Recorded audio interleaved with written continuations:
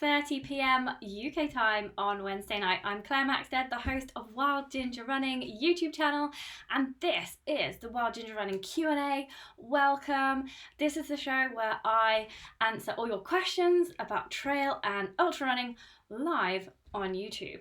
So, I'm going to read out a few hellos tonight because people are drip feeding in, and questions covered tonight. We are going to be talking about 4, quite frankly, vital things that every trail runner needs to know: how to use heart rate for ultra training, how to clean kit to make sure it lasts for the longest possible time, particularly bottles and jackets, recommendations for winter socks and gloves, and what to carry in a first aid kit. So we'll be getting onto those questions in just a moment, and I'm going to read out some hellos. So if you want me to say hello to everybody, then type something in the live chat just now. Okay, so in these live broadcasts, I'm just going to explain a little bit about how it works. I always give priority to the questions from my patrons, who are the very generous and very loyal supporters of Wild Ginger Running YouTube channel. So if you want to access our inner circle for like exclusive Facebook groups, we have an exclusive Facebook group and a Strava group as well. There is the monthly competition to win £400 worth of trail running kit. There's Wild Ginger Running merchandise, extra content like behind the scenes stuff. We have meetups as well. Well, we're gonna try and have a meetup, aren't we? And then there's other tiers where you can get training advice. Then take a look at all the perks at patreon.com/wildgingerrunning, and it's just here throughout the entire show. So you have no excuse. If you would like to join, you can see exactly where to go. So we have some new patrons joining us in the month of September. So I want to say a very warm welcome to the following people: Holly Wharton, Ricky Wilson, Adrian Orange, Simon Lakin, James Perry, and the amazing Peter Hunt has upped his pledge too. So thank you so much to all of you for your support, and thanks also to all my loyal subscribers as well for your awesome continued support, because this channel is for you, and I'm so glad that you support me doing it. One little thing to note just before we get going with the questions: next week's live broadcast has to be on Thursday, because Sabrina Vergy, who's just done the ladies record for the Pennine Way FKT, she can only make Thursday. So we're going to shift the live broadcast to Thursday, 6:30 p.m. But Wednesday, I think, is the 30th of September. Yes, it is. So I'll be doing the live competition draw around lunchtime on the Wednesday. So there will be a live broadcast on the Wednesday. So keep your eyes peeled. It'll be around lunchtime, I don't know, midday, 1 o'clock, that kind of thing. So keep your eyes peeled. So first of all, we're going to say some hellos to everybody who is watching. Nice to have everybody here tonight. Then we're going to go on to our first question about how to use heart rate for ultra training, which is from Philip Haddock and Kelly Benedetti. They both want to know this. So first of all, Alex DeHoto says hello. Hello everyone, he says. Philip Haddock is here as well. Brilliant. I'm glad you're here, Phil. We've got your question coming up first. Conrad. Oh, Conrad, we need to arrange a Skype chat, don't we, for your training? Let's book that in soon. Hit me up on Patreon. Amanda Armstrong is here. She says, hey, Alex and everyone. Super Bantosaurus. Excellent name there. It says evening all. Adrian Camilleri is here. Hello to you, Adrian. Running Ram says hi to everyone. Nigel Barnett says hi to everyone. Hannah Baisley as well. And Running Ram. Oh my goodness, Running Ram's already got a question in. That's strange. I do not know what. He did his first solo ultra, 53 kilometers, and when it finished, he got feverish symptoms. Also got it after the Langdale Marathon. Why is my body reacting like fever? I am not sure. I would like to say that is something that maybe you should ask a doctor, because I haven't heard of that so much happening. Could be that you just pushed yourself really, really hard. So yeah, taking it to its limits, or you could have been like nursing a cold. I'm not sure, and I don't think I am particularly qualified to answer such a question. I would go and seek medical professional advice for that one. So boom, first question done. But the questions we're going to answer tonight, I've got 4 particular questions that have already been sent in. The first one is from Phil and Kelly, so I'll just get them up on the screen now. This is question number 1. So Philip Haddock says, are heart rate monitors any good for training for an ultra, And Kelly echoes that. Kelly Benedetti says, I've been wondering about heart rate training for ultras as well. So I'm going to cover everything. So first things first. So number one, most coaches agree that wrist mounted HR, so that's what is here, this the two little things just on the underside of your watch, it usually flashes green at some point. It's not doing it now. It always does it. Now it's not doing it. But basically, this flashes, and apparently, I think that's how it works. It reads your pulse through your wrist. So wrist-mounted HR isn't as good as a chest strap for accuracy. I think we can all be agreed there. But unless you're Gillian Jornet, etc., you might be fine with the wrist-mounted just as a guideline, especially as the chest strap can be a bit fiddly, especially if you're a woman and wearing a bra. So I personally am fine with a wrist-mounted HR and find that, good as guidance. But you don't necessarily need one of these, because what HR gives you basically is your effort level, which you can also guesstimate by paying attention to your breathing. So if you're able to have a conversation easily, you're probably in like zone 1 to 2. If you're able to say like the odd sentence and your breathing is laboured and, having a full-on conversation is kind of hard, then you're probably in zones 3 to 4. And if you're only able to gasp out like the odd word or nothing, then you're probably in zone 5 or 6. So how do you use these zones? Well, point number 3 here is the training zone. So all the coaches I keep speaking to on these live chats on Wednesday evening, they keep reiterating the current scientific thinking, which is that you should train in zones 1 to 2, so really easy conversational pace training for 80% of your training, and then only 20% of your training should be like balls out, zones 5 or 6, really gasping for breath, definitely can't hold a conversation, can hardly get even one word out. So that's how you should train for maximum performance, according to some of the top coaches today, like Ian Sharman and Joe Friel, and the links to their films, which they've said this in, is in the description below, so the film description below, so check that out. I'll hook up to both those film links in there. So it's basically the 80-20 rule for maximum performance boost for training for any distance, they seem to agree, and especially ultra running, so that you don't wear yourself out, because a lot of people just find themselves training in that kind of comfortably uncomfortable zone of zones 3 to 4, and apparently that is not the place where you should be doing the mainstay of your training, if any of your training. So I know it's the easiest one to do, but if we can do really, really easy, like so easy it doesn't even feel like we're training. Also, it's building the aerobic system, it's also letting you recover from those harder training sessions, then you will really be able to go hard for those 20% of sessions. So for a lot of us who are just running, say, 3 or 4 times a week, that's just one session of, say, hill reps or intervals or tempo run, which is the one where you go as hard as you can for like 10 minutes, like a park run basically, but for 10 minutes or so. So yes, I hope that gives you a bit of advice on training for ultras using your heart rate. So 80-20 rule, and it's basically a guide. And once you kind of got your heart rate dialed, you can sort of gauge it on perceived effort. I wouldn't be a slave to the heart rate, I'd be a slave more to how your breathing is and how you feel as well. So I hope that has given you a little bit of advice there. So on to the next question, which is quite a big question here. We've got Catherine, one of my patrons. She is asking about how to clean things. So the great thing about keeping all your kit in really good condition and cleaning it thoroughly and in the right way is that it's much more eco-friendly, because your kit is going to last for a long time. The guys at Rerun, who they take in a lot of like old race t-shirts and they make them into other cool things, and they chop stuff up and make new stuff with it. They say that the most eco-friendly piece of clothing is the piece of clothing that you're wearing right now. So try not to throw stuff away, and in doing so, it's shining green. That's what I was trying to show you before. It does that all the time. And now then it wouldn't do it when I wanted it to. Okay, so back to what we were talking about. Yes, cleaning stuff. So yeah, we want things to last as long as possible, to be as eco-friendly as possible.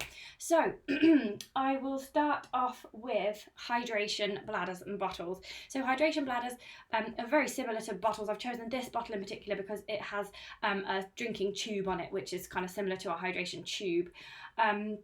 So I'm just going to take you through how I would clean mine, and if you've got any comments there, you know, like extra tips on how to clean hydration bladders and soft bottles, then do hit people up in the comments below and share your advice. So usually I try to use only water in soft bottles and hydration bladders. Mainly these days I'm using soft bottles in like the front compartments of my rucksack rather than hydration bladders. But if you've got a long run, like of kind of, you know, you need to carry 2 litres of water and you know you're not going to find any more water, then you could maybe use a hydration bladder because you can fit more in. I find soft bottles easier to clean than hydration bladders. They're just smaller, and you know, so I think some of them even might be dishwasher proof, you never know. So using just water in them makes it a lot easier. And if you aren't using water, then you'll be using things like electrolytes, you'll be using kind of carb powders, energy powders, that kind of thing, which a lot of people do use, or squash, something like that. So if you are using anything that's not water, you really do have to be on top of the cleaning.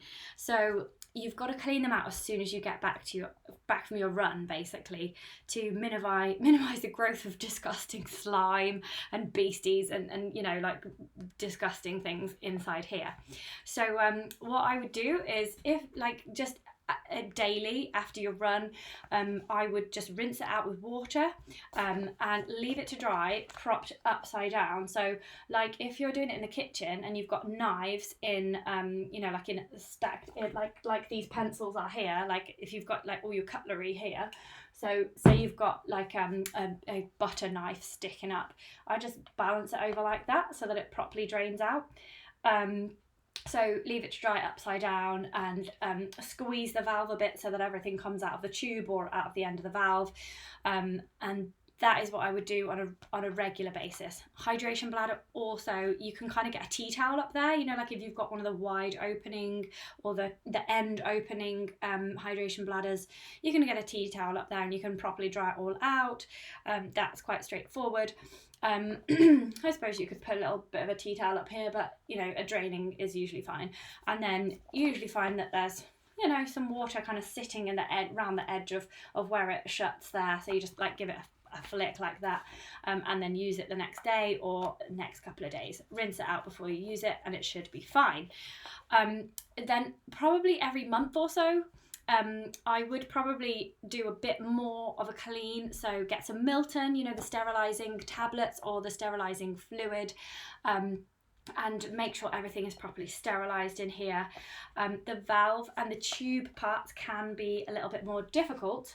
So in the past I have used an old bit of washing line to poke up here. So if you chop a bit of old washing line, sometimes inside, well the one I had, it had like it had bits of kind of string inside it that flayed out of the plastic. So I kind of chopped the plastic bit but not the string, and then it made like this handy kind of thing that I could shunt up and down the tube to just clean the tube out there. That was really handy. You can get dedicated kits for this, but you know, just make it up at home with like whatever wire you've got or whatever fits up. And then the valve, you can actually, most bottles, you can take the valve fully off like this, and then you can clean it properly inside. So you can get like one of those earbud things and poke it down there, or in the past I've also used the end of a small spoon as well, just to kind of gouge out any visible nasties that you can see growing in there.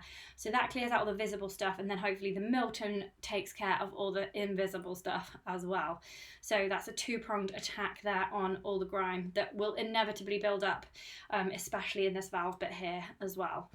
I've linked to Milton in the film description below. If you've not heard of it, it's quite a common product, and you can get supermarket own brands as well. They're a little bit cheaper as well. So let's just see in the comments if people agree with me.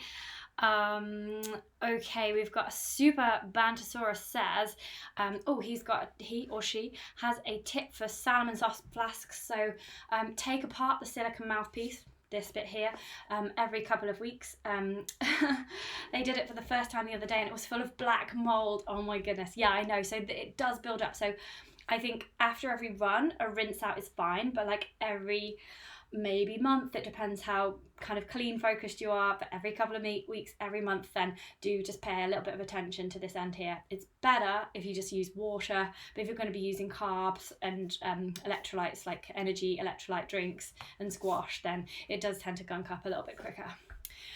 Cool. Okay.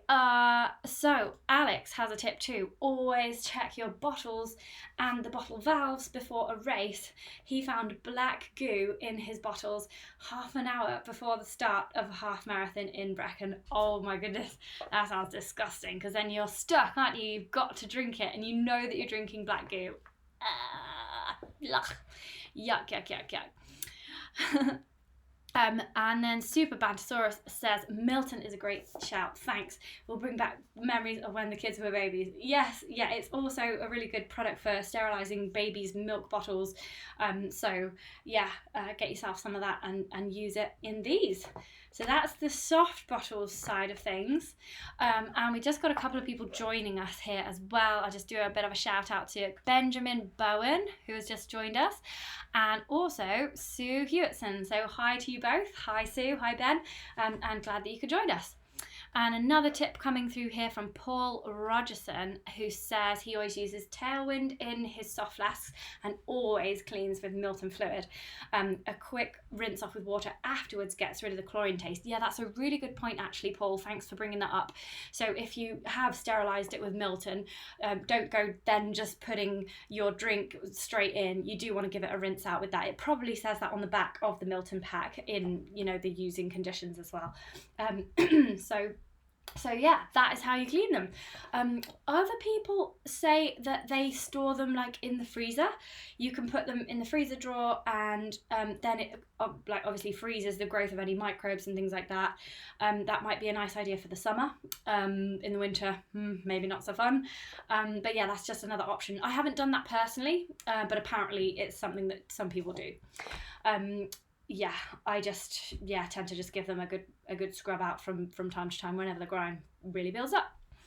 Okay, so the next thing that Karen wanted to know about was windproofs and waterproofs. So this is jackets and trousers.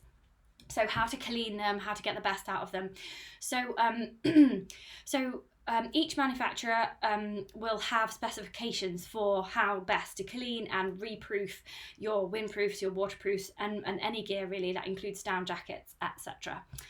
So I would look online and I would follow the manufacturer's instructions there. If they aren't online, I would contact the manufacturer and just get those instructions from them, because that is going to be your kind of fail-safe, guarantee-proof of doing things the right way, so that if everything fails, you can take it back to the shop and they can't accuse you of doing anything wrong. So that is the first thing to do. And then I'm just going to take you through how most garments are washed and how I normally do mine. And how I normally do mine is, and mostly this involves not washing them very often at all.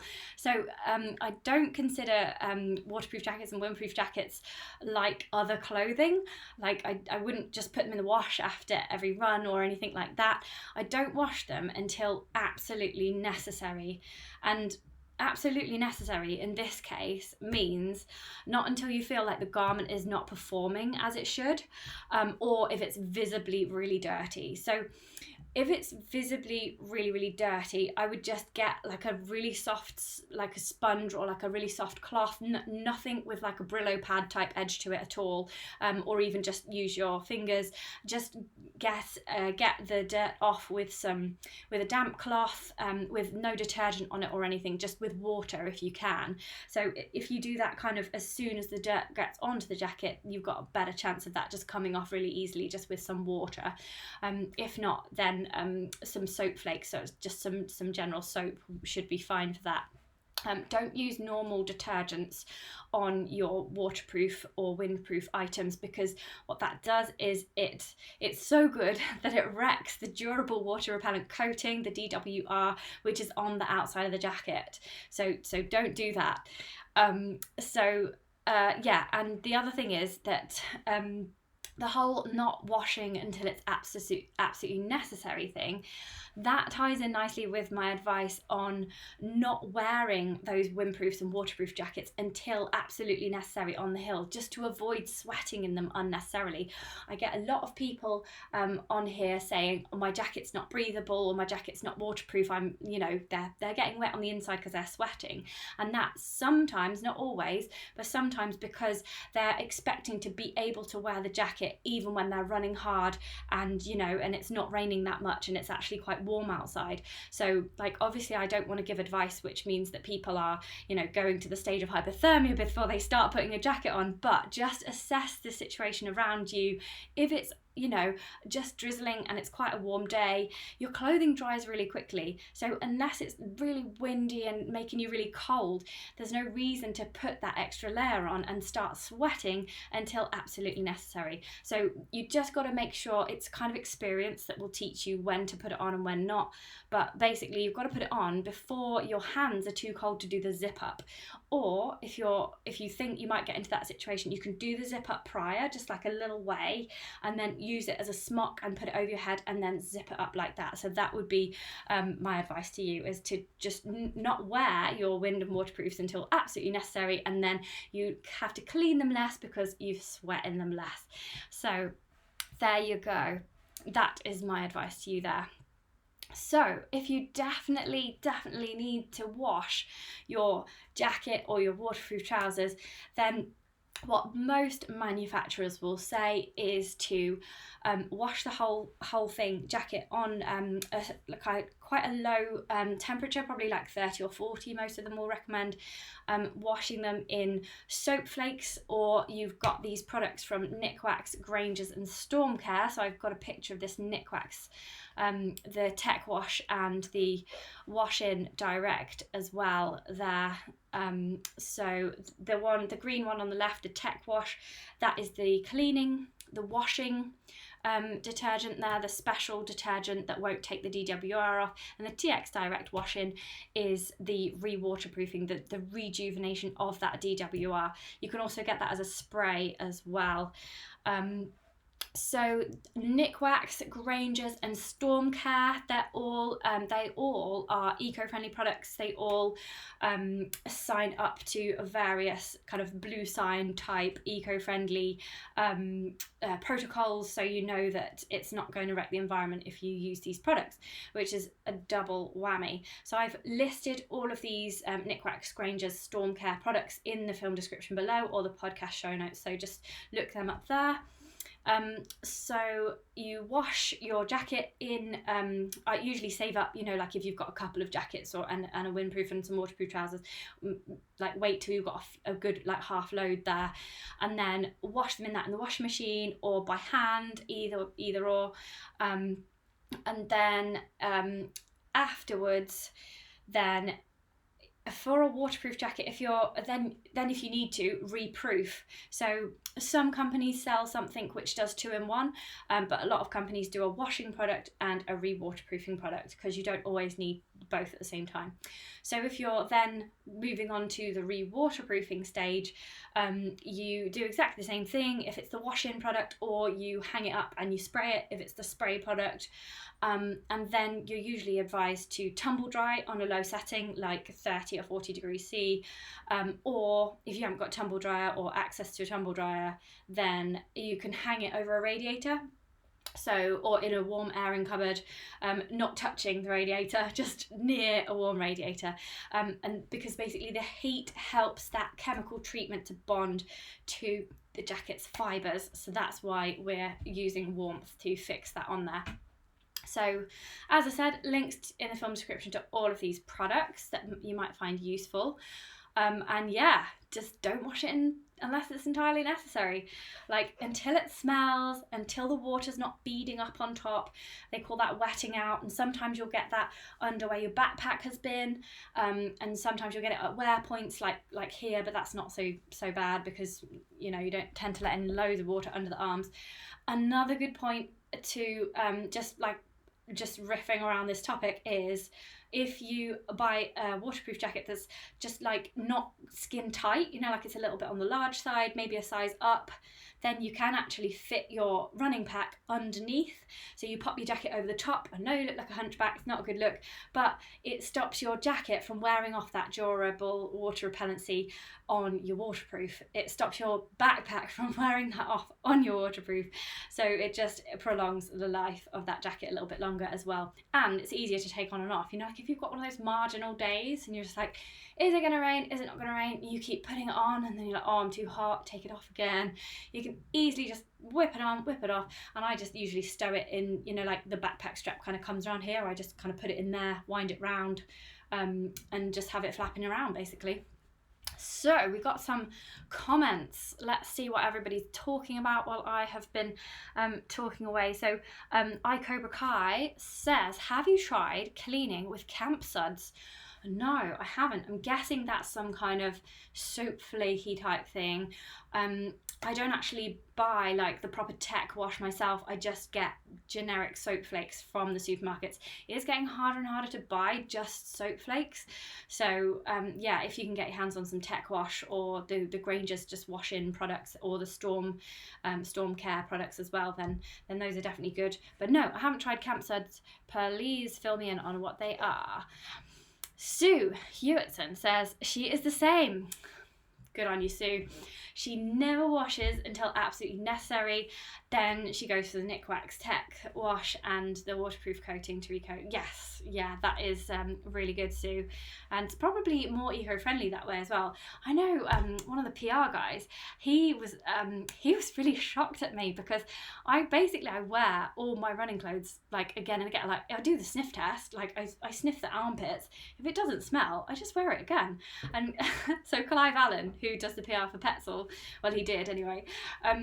He was like askance at me because he just gets his running club. He takes off all his running clothes and just puts them straight in the washing machine every single time. And I'm like, no, I just hang them out to dry. So I felt like a right scuzz. But anyway, I think that's better for the environment. Don't we all think that, guys? And Philip Haddock says, have you put a tissue in your waterproof jacket pocket and then when it gets damp, it needs reproofing? That is a good, that's kind of a good way to think about it, as rather than the mobile phone as a test. So using a tissue in the waterproof jacket pocket, and when it gets damp, then it needs reproofing. I would say that the only thing about that is it is a good method, but I would say that you can't rely on the raw waterproofness of waterproof jacket pockets anyway. Even if they've got those waterproof kind of edges to them, like if they say they're like a waterproof zip, there's always a tiny bit at the top there where water can eventually ingress, especially if you're going to be running like all day or for multi-days. So stuff in your pockets, I wouldn't use a pocket as like a totally watertight thing. A dry bag in the pocket, yes, but I think there is definitely scope for rain to get into a waterproof jacket pocket and wet a tissue, even if the rest of the jacket is performing okay. So I would use it as like oh my goodness, if the tissue is totally soaked, then yes, maybe. But if you just got a bit of wetting out on the edges of the tissue, then it's probably fine. So that is just my view on that one. Cool. Okay. Wow. We're half an hour in already, and I've only done 2 questions. Better get a wiggle on. So the next question, oh, this is quite a fun one because I've got some things to show you here. The next one is from Paul Hamilton, who wants some recommendations for winter socks and gloves. And we've just got a live answer from Nigel Barnett as well, who says I'm glad you're with me, Nigel. He also wears his running clothing a number of times before washing it. Like, if it doesn't smell, why not wear it again? That's my view anyway. No one's going to be running near me at the next meetup. So patron Paul Hamilton wants to know about winter socks and gloves. He wants me to recommend some winter socks and gloves. He always gets cold digits. So first of all, we're going to go for the socks. And there's two things here. There's two types of socks. And the ankle gap between the shoe and the legging that is good to consider in the winter especially. So with the socks, I would go for a slightly thicker sock. So sometimes even like a light hiking sock. So things to look for in the title of the socks are mid-weight in a running sock. So in the product name or the specifications, or lightweight if you're going to go for a hiking sock. Or you've got waterproof socks as well. They are a nice option for winter, especially one with like a merino lining, because that can keep your foot warm as well as waterproof. The thing with the waterproof socks is, yes, you're going to get sweaty feet and they're less breathable than a normal sock. So you will get wet a little bit from that anyway, but it will be warm and wet. And it's good if you're going to go through quite freezing cold puddles or snow. That's where a waterproof sock can come in really handy. Some people find that using waterproof socks for long distances, it can be less comfortable than a normal sock. But if you're just doing your training runs, like 1 hour, 2 hours, then a waterproof sock can be a really nice option here. So with both of those options, they tend to be a bit thicker. So just make sure that those thicker socks don't make your trail shoes too tight. That's the only thing before you head off on a really long run, and risk kind of your toes squishing together and those horrible blisters that you can get like between your toes. You might want to look at some INJINJI socks if that happens to you. And I've got some examples of socks. I've linked to them I will link to them in the film description below for some particular socks that I've recommended.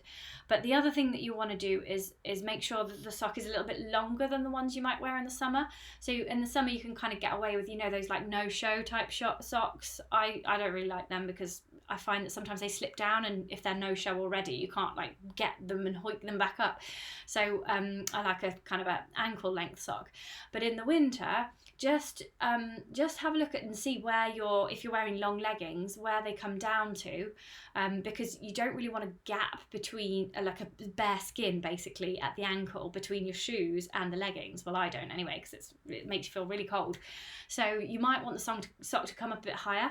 So look for the word crew, which should take you slightly over the ankle, and then maybe look for even knee length. Like if you're a person that doesn't really like to wear long leggings and you prefer your 3/4 or your kind of shorts, then maybe knee length socks is the way to go in winter.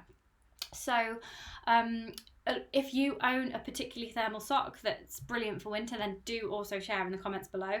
But I've just listed a few here in the description, the film description, so that you can easily click on and see what I'm recommending. So we've got the Bridgedale Stormsock, which is a waterproof sock made with Merino Wool for antibacterial and anti-odour properties. There's also, I've sometimes run in winter in the Light Hiker from Bridgedale. That's actually a hiking sock, but it just comes up that little bit higher and it's that little bit thicker, and it's still really nice and supportive, and it doesn't move around on your foot. Bridgedale have actually got a trail running range coming out in spring 2021, so there'll be all manner of actual trail running socks there for you to choose from as well, but it will be spring by then, so you won't need a winter sock. There's also 100-mile socks as well, so maybe you could get a walking sock from them, or you could get one of their double layer socks, because they are intrinsically slightly thicker than the single layer sock, obviously, depending on the thickness of the single layer sock, but that is also good, is kind of good for insulation in the winter. So you might want to consider 100 miles walking socks. Oh, sorry, not 100 miles. 1,000-mile, 1,000-mile walking socks. Did I say 100 at the start? I hope I didn't. I've got a bit of number dyslexia going on. So then I mentioned INJINJI before, the toe socks, which are super, super comfy. INJINJI Performance 2.0 outdoor socks mid-weight might be a good option, especially the crew version, which comes up a little higher than your normal sock. So those are just some suggestions there. I also really like Stance. I used some Stance socks on the Cape Wrath Ultra, and I'm pretty sure they were hiking socks actually. They were quite thick, but I really liked them. They were, yeah, perfect balance of dried quickly and kept my feet warm as well. So yeah, investing in a good trail running or hiking sock like from one of these brands is a really good option, because they just dry quickly. Once you've got them wet, they then dry quickly if it dries out. So that's why you'd go for a proper wicking technical material sock rather than just wearing some sock from Marks and Spencer's. Okay, gloves. I've got some gloves to show you. So he's asking about gloves, but this one really depends on how cold your hands get. Some people's hands get super cold in like the most marginal of conditions. So I would consider, first of all, like one of those reusable hand warmers to slip inside the glove as well. Just pop it in your pack, and you know, if your hands get super cold, then slip that inside. And my top tip regarding that is to don't get really tight gloves. I've had gloves that fit like a glove before, like really tight gloves. But I found that they were really freezing because I didn't have a nice insulating air gap between the finger and the glove material. I prefer to have it a little bit roomy in there so that the air can actually do some insulation work as well as the fabric. And also, if it's not big enough, you can't do that trick where you pull, I'll show you in this massive glove here. There's a trick where you pull you've got your fingers usually in all the glove holes, haven't you? This is a massive mountaineering glove. So you've got your fingers in all the holes. If your fingers get really cold, they're isolated in these like little pockets, little coffins of coldness here. So what you've got to do is pull all the fingers without pulling the glove off, pull all the fingers and the thumb into the palm. So you've just got a fist here and no fingers in the finger holes. And your hand will warm up. Just wiggle it around in there, like wiggle all your fingers around in there, and your hand will warm up. So that is just my top tip for having super cold hands in the winter. And then you can get them back in when they're warmed up and good to go. So I've shown you my glove now. I was supposed to show you the other one first. So I've got like 3 levels of glove depending on the weather. So as I like to do, as you may have noticed, a lot of filming, a lot of photos, a lot of iPhone use, I actually really like these gloves. These are from Peru, and the brilliant thing about these is they're fingerless, so I can work all of my little gadgets out there on the trail. So my fingers are sticking through, the thumb has a little hole in it, so I can even poke the thumb through as well, because that's pretty handy.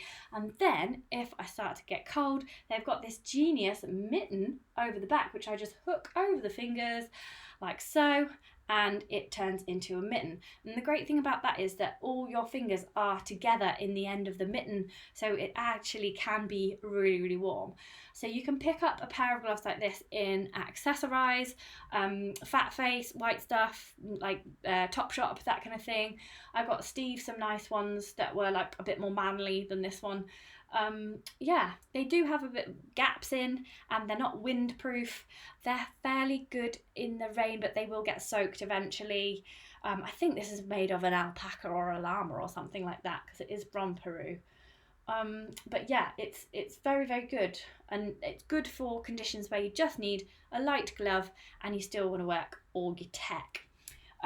So another pair of more kind of normal gloves that I've got in that kind of range are these ones, and they are just little liner gloves really, with a bit of a grip on the palm there, which can come in handy. I've actually made a little hole there so I can use my phone with that finger as well, but this finger and this finger, the index finger and the thumb, have these little tips on the end, which mean that you can use your phone through it. They're not great, like it's better if you use a bare finger, which is why I've poked this one out the end, but yeah, and also I find if you lick the connection part there, that makes your phone work. Yeah, you can also operate your phone with your tongue at a last resort. It just wants like heat, body heat, I think, and I don't know, maybe it needs some moisture to operate. But anyway, so that's my second option there for just a really thin liner glove. Then the next stage for me would be this type of glove here. This is the North Face E-tip, and as you can see, it's got, can you see? Let me move this out of the way. It's got a tip just here, where is it? There, on the thumb and on the forefinger, a little grey tip there, which means that you can operate your phone you still wearing the gloves. It's not as good as bare fingers, but this is a little bit more heavier weight glove for worse conditions, like kind of, you can use it with snow, that kind of thing. It's fleecy lined. These are really nice. I've had these for like literally ages and they've lasted so well. I've linked up to them in the film description below, all of these gloves. And then if it gets really, really cold, I just get a pair of mountaineering gloves like this, because if you've got cold hands, you just can't do anything and it's really dangerous. So sometimes, I rarely wear these, but sometimes I just put these in my pack, a slightly bigger pack needed, but I just put these in my pack and you get to the point sometimes when your hands get really, really cold, you grab these out of the pack, you put them on, maybe with your liner glove on, to be honest, because you don't want to ever be, if it's that cold, you don't want to ever have naked hands, and you put it on with the liner glove on as well, and you do the thing where you take your fingers in like that as well and just get those hands warm, put the hand warmer in. These are like emergency gloves. They're also good for afterwards if you've got Raynaud's, stuff like that, really good for people with Raynaud's. My hand is really hot now. So that's a massive mountaineering glove. This is an extremities one. I'll link up to that in the film description below as well if you want to check these out. And the good thing about these is they've got a really nice smooth bit on the back of the thumb area, so you can rub your nose. That's basically what it's designed for. They're pretty waterproof as well, these. They've got a leather palm, so they're grippy, and then they've got a waterproof material on the back there as well. So they're just like, you know, like if you're running in Scotland, if you're out all day, I don't know, if you want to do the Ramsey round or something like that and it's freezing and winter, then having something like this, or, you know, some people might think this is overkill, but if you've got Raynaud's then you won't.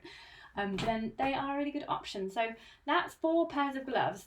That's kind of basically my glove arsenal, and it depends how cold it is, depends how cold it is, how far you're going, and how remote things are. But basically, it's never good to have cold hands, so always prepare for the worst, I would say, and get them on before you need to as well. So let's just scroll back through the comments before we move on to the second part of Paul's question. He's got another question as well.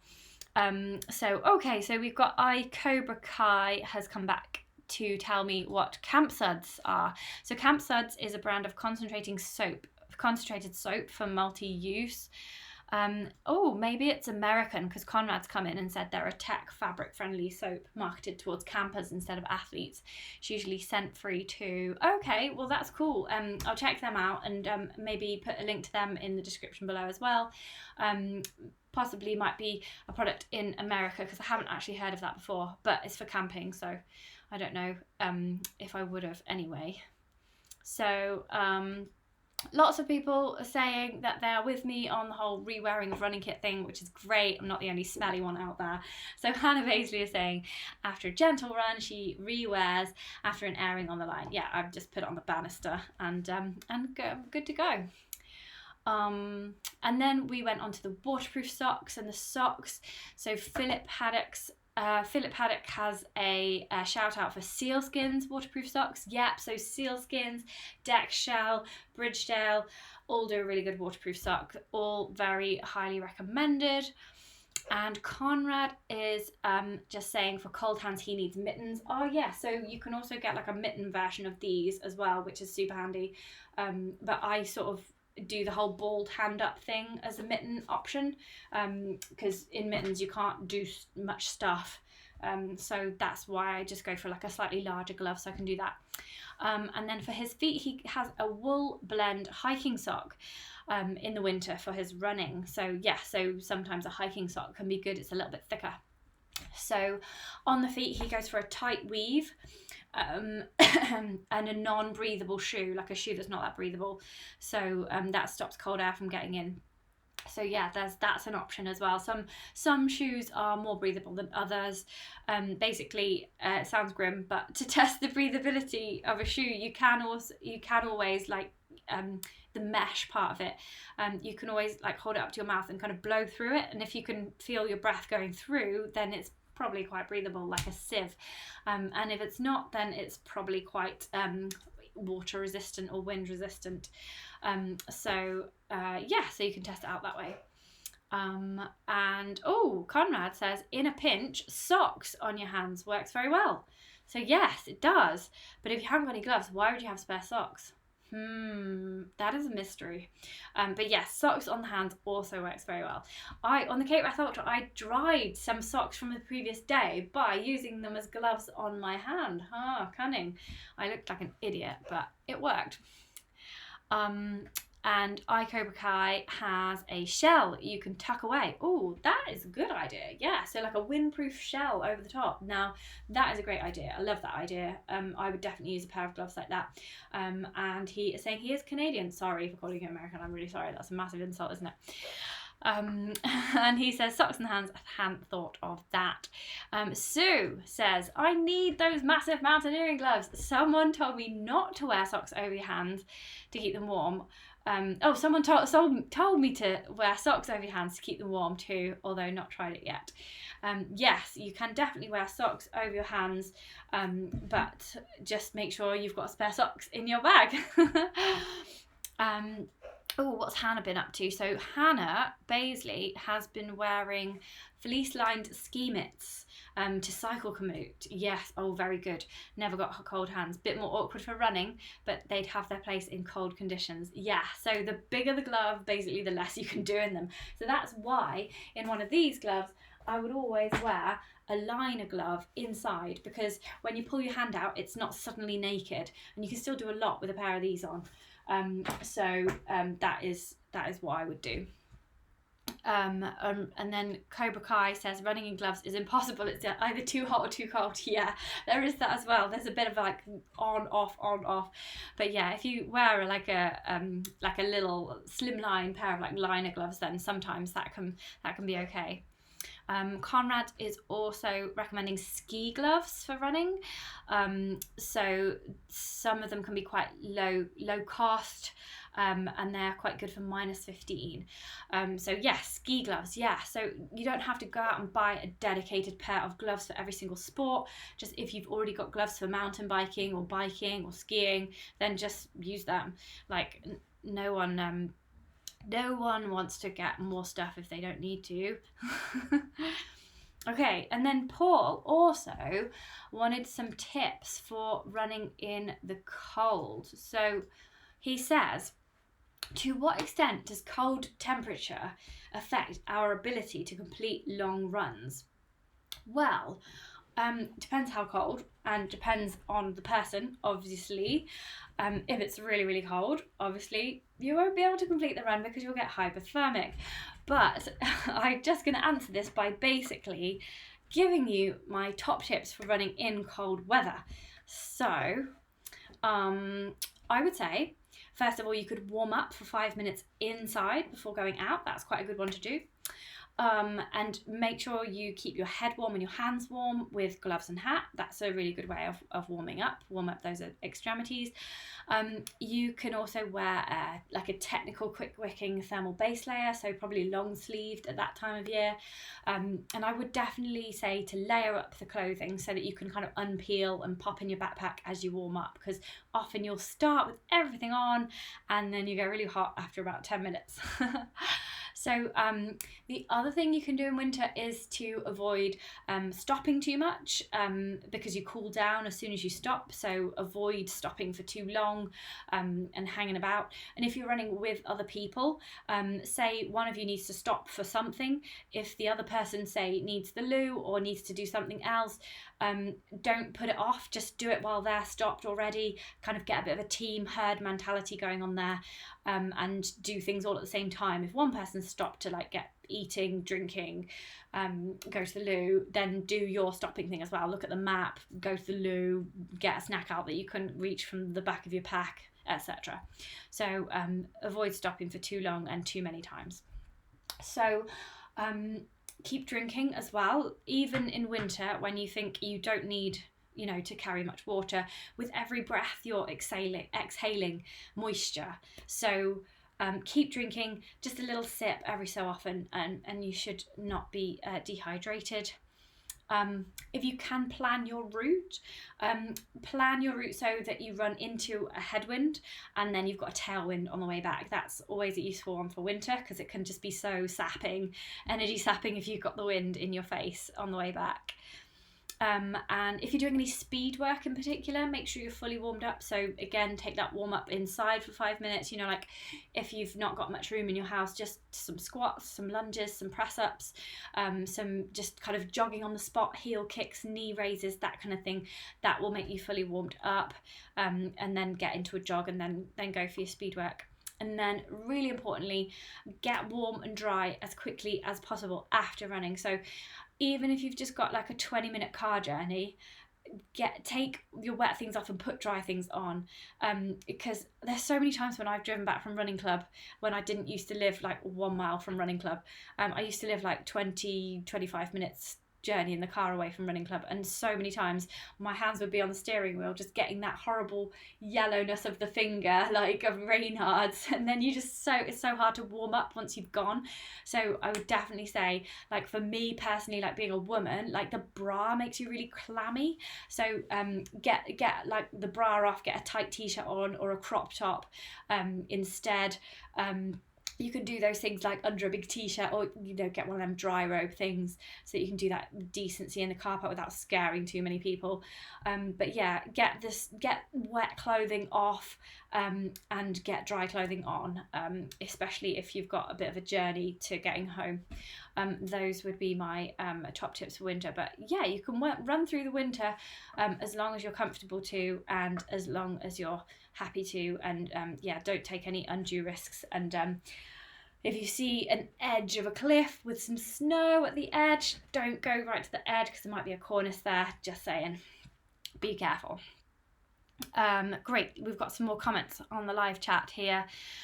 Benjamin Verspeak says, what is the simplest plan you can give a 300-pound beginner? Oh, do you know what? I don't understand pounds, but I weighed myself the other day, and in pounds, I'm pregnant at the moment, so I weigh like the most I've ever weighed. I'm like 5 months pregnant. I weigh 70 kilograms, which is like loads for me. I'm usually like 63, and that in pounds is 140 pounds ish. So I know that 300 pounds must be around 22 stone, something like that. I don't know, forgive me if I'm wrong.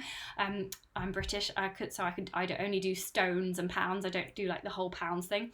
So 22 stone beginner, the simplest plan. Okay, so this might be a bit controversial on a running channel, but for larger people, I would recommend walking. Walking with a backpack, weighted with a backpack, a lot of walking, up hills, up any hill you can find, because I just think if you're large and you're beginning to run, you don't want all that strain on your joints straight away. And I know there's a lot of pressure, like in the, you know, you see lots of larger people, lots of photos of larger people running, but I just think walking is such an underrated activity. I think you should get the weight down to what your doctor considers a good weight for you first of all, and then start the running. That is what I would say. And I'm sorry if that's a bit controversial and a bit kind of putting a down on things, but I just think walking is amazing. So walk the weight off first, and then get into your couch to 5k, your run walk, 30 seconds on, 30 seconds off. Then build that up gradually to 1 minute on, 1 minute on, 30 seconds off, and build it up from there till you can run a whole mile and carry on. So that is the simplest plan I would give a £300 beginner, and I hope that helps you, and good on you for starting this journey into fitness, because that is absolutely fantastic and you are brilliant. So well done, Benjamin. We've got Chloe, who says, I like to wear a buff on my wrist. It seems to keep my heat regulated. I get too hot if I take it off. Fantastic. Buff on the wrist. I haven't got a buff handy, but you can also put buff on the wrist and use it as a little pocket. Martin, the manager of Ellis Brigham in Aviemore, told me this trick. So he puts a little pair of gloves in the buff on the wrist, a little pocket. You can put a cereal bar in. Don't put anything in there that you don't mind if it falls out, because it's not the most secure of pockets, but it can be a little pocket. So who knew? Mr. Caffeine says, wow, a live stream. Hello. Well, hello to you, Mr. Caffeine. Cobra Kai says, have you tried the new Innovate graphene grip shoes? Yes, I have tried them, and they're very, very good. And I've asked Nikki Spinks about them, and she says they last for ages, so they're very, very good. Very much like the graphene grip. Excellent. Hannah says she agrees with what I said. She strips everything off, puts warm fleece stuff on after a run now, especially as her car heater's taken age to kick in. Yeah, you can't rely on those car heaters, can you? What's the time? Oh my goodness, I've got 5 minutes left to cover the last question. So Benjamin's saying he's 135 kilograms. Did I work that out right? I'm terrible at maths. I'm so sorry if I didn't work that one out. Running Ram says, congrats, Claire. Oh, yeah, that's because I'm pregnant. Thank you. Lots of chat about the Innovates. Alex Dehoto recommends walking as well, with a podcast on. That is amazing. Benjamin appreciates the honesty. Oh, thank you so much. I don't want you to be offended, Benjamin. Yes, and yes, you are right. You must walk before you run. Yeah, I just think there's a lot of pressure on people to run. That's the only way you can exercise. Walking is brilliant, and that will build your aerobic capacity brilliantly. So don't feel like you have to run straight away. Walk and come back to me in 3 months having done walk for 1 hour every day. See if you can manage that for 3 months, then come back and we'll talk about doing more. Okay, Amanda says, excellent advice about walking. Yeah, do you know what? Like, loads of the top trail runners use hiking with a big backpack on in the hills at altitude a lot. Like Jasmine Paris swears by 2 weeks doing that for all her amazing classic British rounds that she did. So walking is not to be sniffed at. It's not a downgrade. Walking is part of trail running training. It's a really important part as well. Thomas Markowitz, I hope I pronounced that right, says, following my sessions with Shane, did I change my running form to utilise my posterior chain, my glutes and hamstrings, through push-off, etc. And how's it going? He has started, and the effort and heart rate is through the roof all the time. Yes, I try.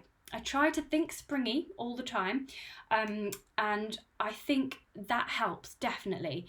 And you know what? If you see another runner coming past you, like a faster runner who's doing all those like head upright kind of posture type stuff, then you feel like copying them and you go for it. So yes, I have been doing that, but it is more difficult, I would say. And yeah, when you're trying to change like even little subtle things about your running form, the concentration, the focus that you need, it takes more energy, and also the muscles are working differently, so obviously it's going to impact you a little bit more effort wise. So but keep on doing it.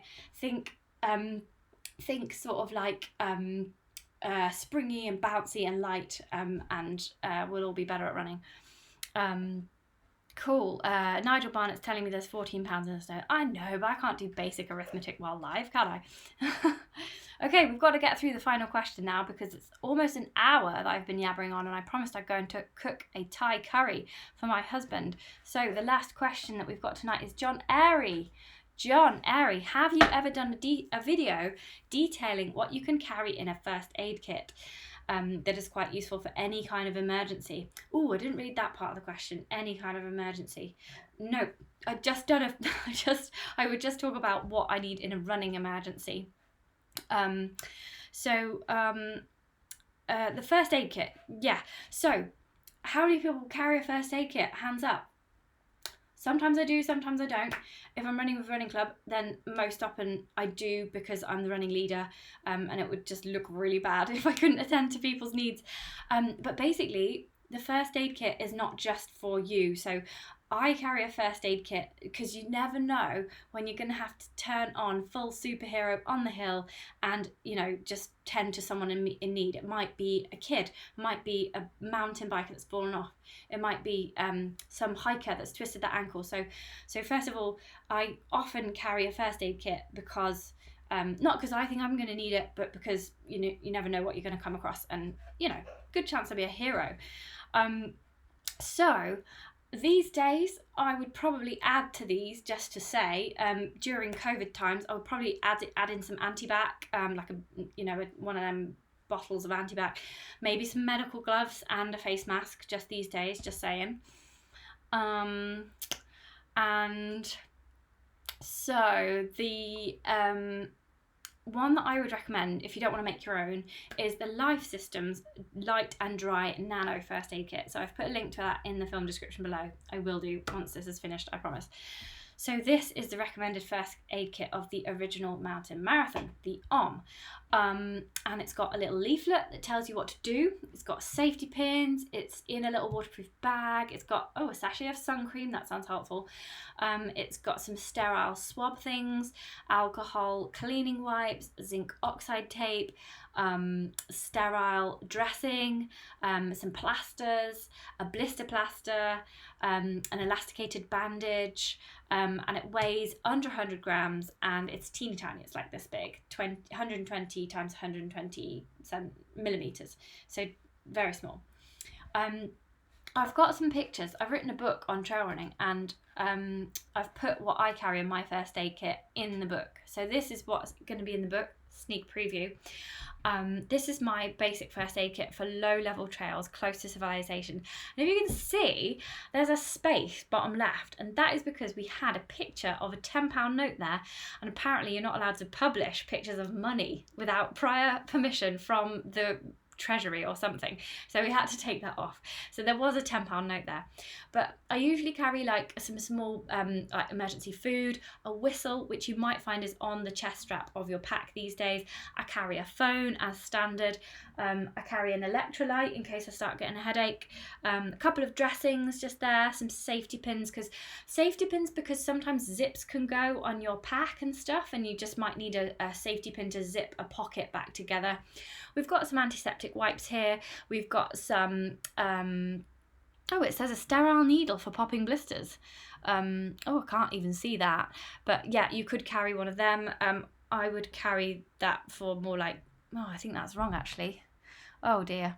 I think I would carry the needle more in the remote situation than the close to civilization situation. But anyway, can't harm anyone. So I've got some actual blister plasters there, like Compeed, and then some normal plasters, like for just general cuts and stuff, and some zinc oxide type tape stuff. And then I've got a tampon there as well, because even if you're a bloke, I reckon you could carry a tampon or a sanitary towel with you, because you just never know if a female friend is going to come on like in the middle of the mountains. And if you're on some kind of day-long trip in the mountains and you suddenly start your period, then it's just really handy to have a tampon or a sanitary towel in your first aid kit. And also, if you do carry a sanitary towel, you can actually use that as a dressing, because what's it for? It's supposed to be for blood, isn't it? So you can use that as a dressing as well. So you can actually double up. I'm all for, lightweight stuff that can double up as other stuff. So even if you're a bloke, do consider carrying those things. Don't feel embarrassed about it. If a woman needs your help during a race or something like that, then, no one's going to be embarrassed. They're just going to be really thankful. So this is my first aid kit for a little bit more hilly mountainous trails. So I've got a head torch, started to take like a spare head torch for if you're out a little bit longer than usual. We've got everything else that I just talked about, but also a survival bag there. I usually would also take a small portable charger for my phone as well. The portable charger that I really love my portable chargers. They're from I've forgotten the name now. Zero something. Let me just get it out of the thing. So I really should give them a shout out. This is the huge one. Goal Zero, that's it. Goal Zero. This is the huge one. This lasts for ages. Really, really good charger. So it's got these little chargers in the side of it here. So this one is for an iPhone, so that's what I will take with me, with the little lipstick style version of this charger. So that just contains enough charge to charge up your mobile phone from dead, basically. So they're so handy, especially for me doing all the social media. Other things, yeah, I think it's pretty much the same, apart from those things that I've just mentioned. But I would carry a bit more money, because if you're going more remote, there's more chance that you could be further away from civilization. So that's why I would carry some more money, just because a taxi fare might be more. Oh, and people have said some other things as well. Oh, tweezers. Yeah, I didn't think of that. Alex has said his custom first aid kit has tweezers in for extracting tiny thorns. That's a really good shout. And I know John Airy, who sent me the question originally, he said that he also carries a ticker picker as well. And I'll just put a list of what he carries. So he carries this, like this is like a really overarching first aid kit that he carries. He carries this one from Life Systems. It's the camping one. So he's got basically everything in here. It's just on the side there in the YouTube broadcast. And he also carries oh, where did I put it? Oh, here it is. Then he also, as well as that, carries all this as well. So we all want to be around John if anything bad happens on the hills. So he's carrying like little scissors and stuff, and a face shield for like mouth-to-mouth resuscitation. He carries a little card with first aid on it. That's really good, actually, because sometimes even if you've been trained in first aid, in that emergency situation, you can get all flummoxed and forget what you're supposed to do. So a little card just reminding you of what you're supposed to do is a really good idea. He also takes a thermometer and a burn shield. He doesn't take safety pins because they take them off you when you go abroad. But I find safety pins quite useful just for the aforementioned zip breakages. So that's why I would take safety pins there. So thank you so much to John for sending that in. That's really useful, and it's really good to cover that. And I think I will do individual videos about first aid kit and about cleaning kit as well. Just little 10-minute ones on the channel, because who wants to listen to an hour of live broadcast before they get that information? So Mr. Caffeine is asking me how I keep fit being pregnant. Well, quite frankly, I'm probably not.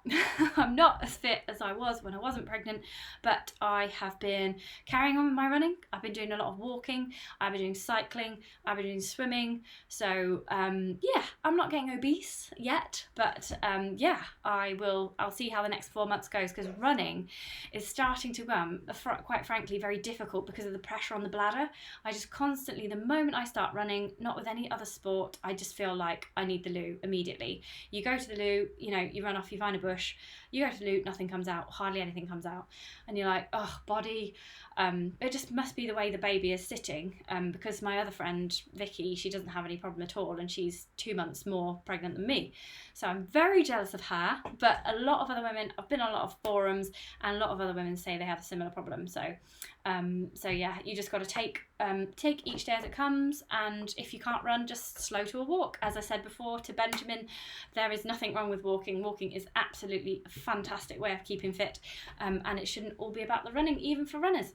So those are all the questions, and there's 3 more things I need to tell you. You can get a Wild Ginger Running buff or t-shirt if you go online. I think I've still got the little shop. Oh, here we go. Yes, I've got a link to the shop there. So that's my shop.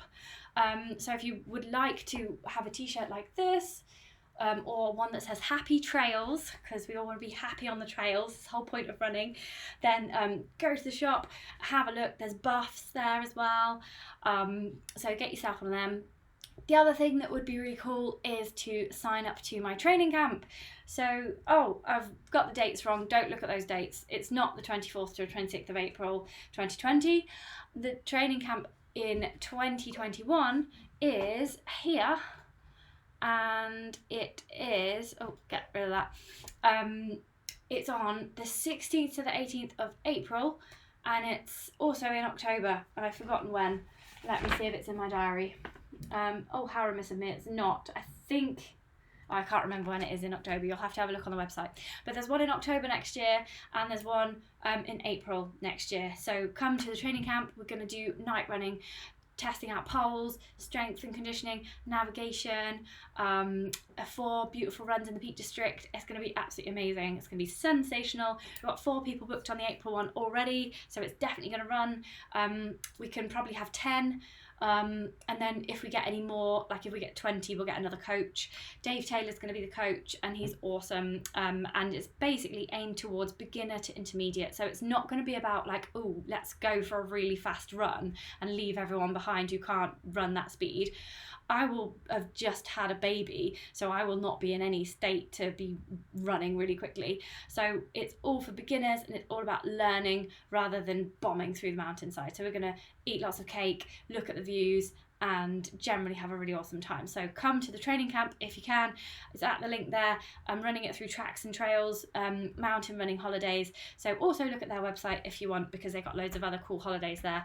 I think they might just be able to start running again because of COVID, but you've always got to monitor the situation, haven't you?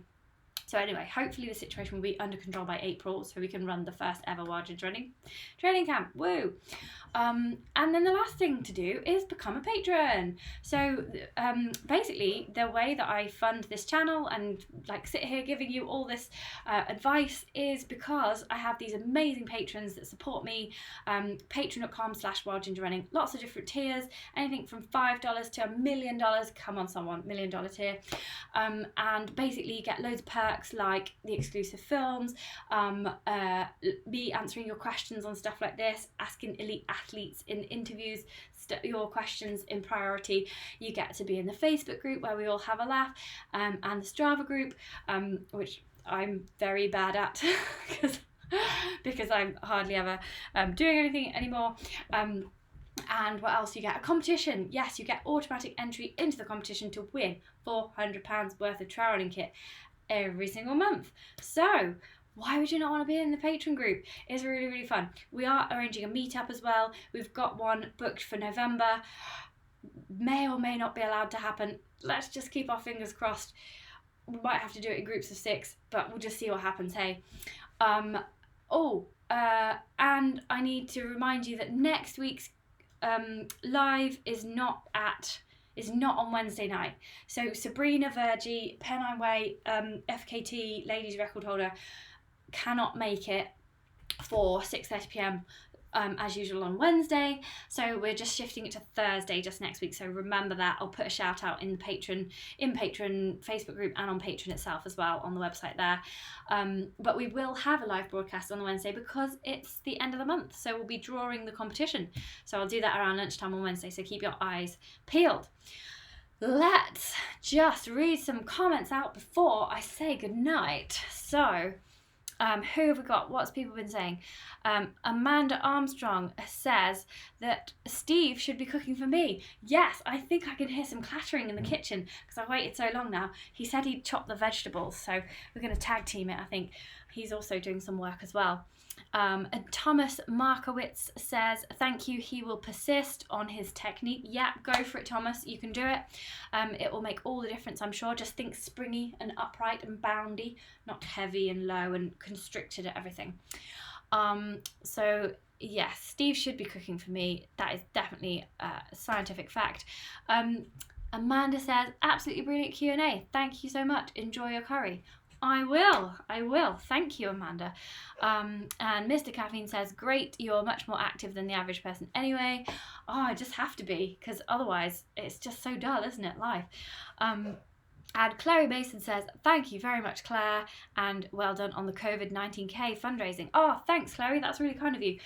Yeah, we fundraised £2,255.71 for Médecins Sans Frontières.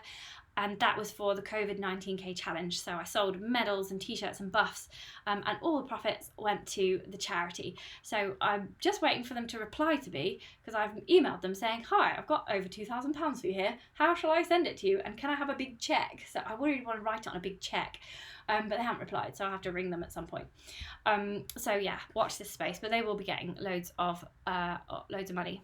And Chloe says, oh, Chloe's my best friend tonight. She says, I can recommend the Wild Ginger Running Tee. Thank you, Chloe. This is wonderful. I ran over 40 miles in mine with my pack on. It was very comfy and wicking. Amazing. Wow, that is so cool. I think they're on the warmer end of the scale, so actually very good for winter. Thanks, Chloe. You'll have to put a picture of you doing that in the patrons group. It would be really cool to see. Abby says, hello Abby. Abby says, loads of interesting Q&As, Claire. Thanks. Been doing loads of walking recently too. Yes, and I think I will be doing more walking too in the months to come. So yeah, walking is brilliant. Walking is just like one of the best forms of exercise, I think, in the world. And Mr. Caffeine says he will join me in 2021 whilst but when he is back from recovering from injury. Wonderful. That would be great. Come and join us on a training camp. Cool. Okay, so end of the live broadcast. I'm now going to turn this into a podcast version so that you can listen to it on your run or on your walk. So thank you so much for watching, everybody. Join me on Patreon if you can. Stay safe. We'll keep washing our hands, and hopefully the November patron only meetup will go ahead, so fingers crossed. Okay, so good night everybody. See you on the trails.